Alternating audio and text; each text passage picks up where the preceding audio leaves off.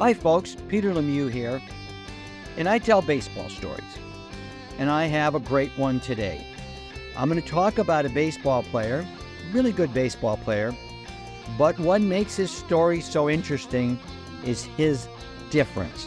He was different than anyone else on the team. Very likable guy, just hard to relate to because he was so different. I'm going to tell you the story of Mickey Rivers. Mickey Rivers grew up in Florida, was a great athlete. Mickey Rivers was small. He was short, very thin, with great athletic skill, but his real athletic strength was his speed. Mickey was jet fast. Became a great baseball player. They'd stick him in center field, and he could run down all the balls. He was a good hitter, and while playing at Miami-Dade Community College, they had a big game one day. This was a sign that Mickey Rivers was a little different than everyone else. It came game time, and the team could not find Mickey.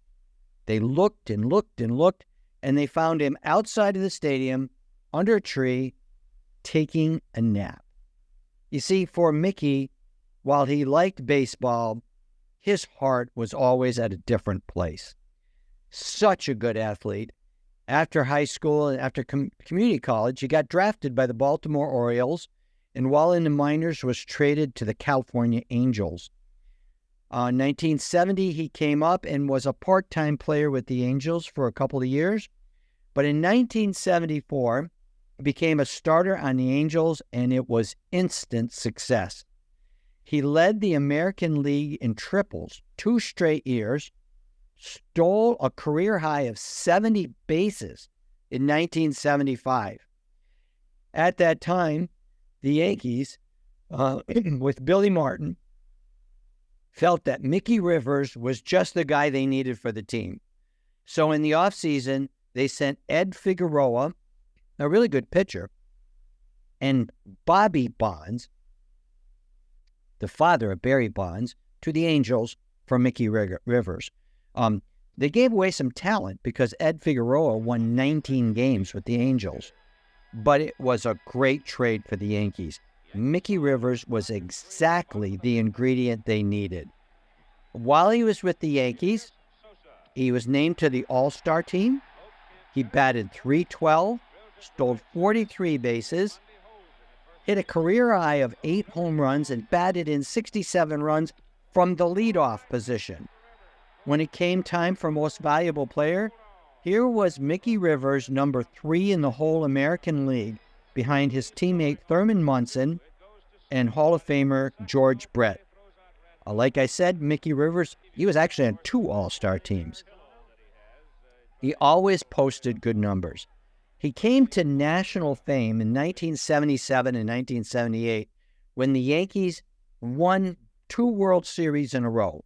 So every day during the World Series, Mickey Rivers is on national television, and he was just, you couldn't help but watch and like Mickey Rivers because he was the guy who got on base, stole bases. He energized the offense. And then after 2 years, the Yankees just had this disease that they couldn't handle success. 1979, the team started off and was having a bad year. Billy Martin got frustrated and decided he wanted a guy named Oscar Gamble, a power-hitting left-hander who was on the Texas Rangers. So he swapped Mickey to Texas for Oscar Gamble. And Mickey finished out his career as a Texas Ranger, ending it in 1984. While he was with Texas, Mickey Rivers had 210 hits his first full year, which to today is more hits than any left-hander has ever had in a season for the Texas Rangers, even to today. He had 210 hits. He always put up good numbers. He was always a great player. And he retired in 1984 after 15 years with a lifetime batting average. Listen to this, for a leadoff hitter, .295. Nothing but praises for Mickey Rivers. But as I told you at the beginning of the story, that's not the whole story. Mickey was very unusual. We could say honestly, Mickey Rivers had a gambling addiction. He loved to play the ponies. He was known to go in and place bets during a game on horses. Then during the game, he would go to the bullpen. There was a relief pitcher named Ken Holtzman, and he would ask Ken Holtzman, did my horse win? Well, what they noticed is depending on the results of that horse race, Mickey's energy changed. If his horse won, Mickey would be excited, he would run faster, he would play a great game. If the horse lost, you could tell Mickey was a little down and discouraged and didn't have the energy. So the members of the bullpen just got in the habit of lying to Mickey. And no matter what he asked them, his horse always won. Well, like most bettors, Mickey lost more than he won. He was often broke before payday. So one time, Mickey had been doing a great job with the Yankees. He made a personal appointment with George Steinbrenner. And he went to George with this proposal. He said, George, I'm helping the team. We're winning. I want a bonus. I want to have a $10,000 bonus. Now, after a long discussion, George had to admit that Mickey was really good, and he agreed to give him a $10,000 bonus, and he would put it in the next paycheck. Well, that's not what Mickey wanted.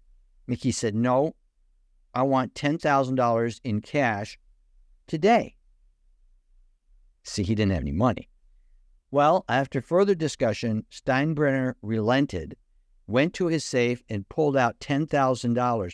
I'm not sure in what denominations. One part of the story says it was in $100 bills.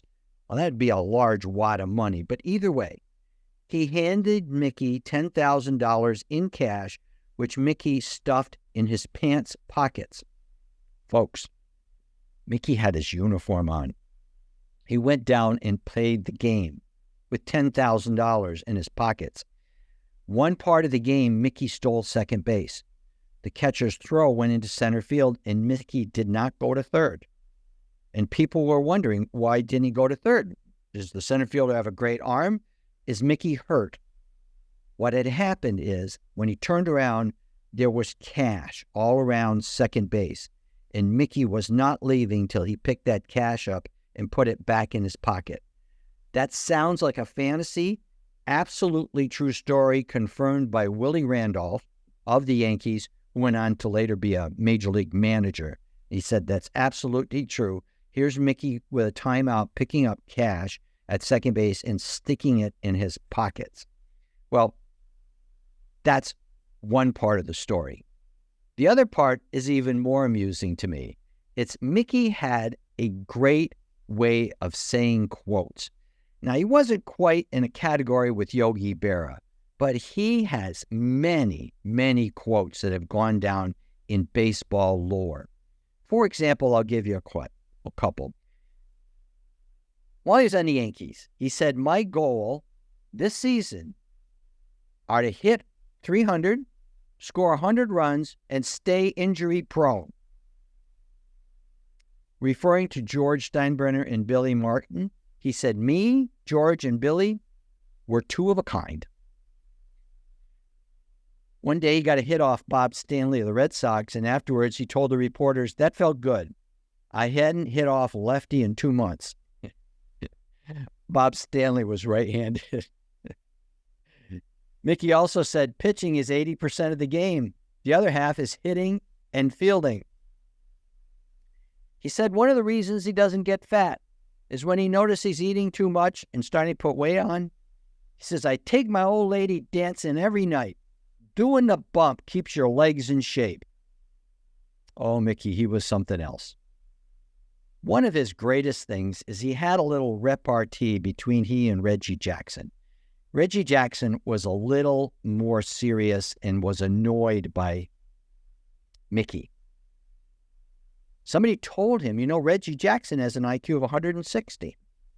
Mickey's response, is that out of 1,000? At one time, Mickey analyzed Reggie and told him his whole problem was in his name, that he had a white man's first name, a Spanish man's second name, and a black third name. Reggie's name was Reginald Martinez Jackson, and Mickey blamed all of Reggie's problems on his name. At one time, Reggie was getting pretty sick of Mickey, and he said to him, you know what? You should read more. That would really help you. Mickey looked at him and said, you better stop reading and writing, and you better start hitting. So that's the way it went. My favorite one is Mickey said, the first thing when you do, when you get out to center field, is you put up your finger and you check the wind chill factor. He said that when he's playing for the Rangers, playing without a dome in the summer at typically 105 degrees, Mickey was trying to tell us he was checking for a wind chill factor. Well, a great player. I mean, he holds Texas Rangers records to this day. Great player on the Yankees when they won 2 World Series, and a great story, great man to tell stories about. But here's how it ends. Mickey retired in 1984 after 15 years. And what he did is he went to his first and biggest love. Mickey Rivers worked as a horse trainer. It ends up Mickey really loved horses. He loved them more than playing baseball. And for the rest of his life in Florida, Mickey was a horse trainer. He's still alive today. And he just can't but hear these stories and just like Mickey Rivers. You can't help but not like him. So Mickey, to you, pleasure having you play the game, and pleasure being around for all of these great stories. You folks have a great day. Join me again. We'll tell another baseball story for you. I'm Peter Lemieux from Swing Banner.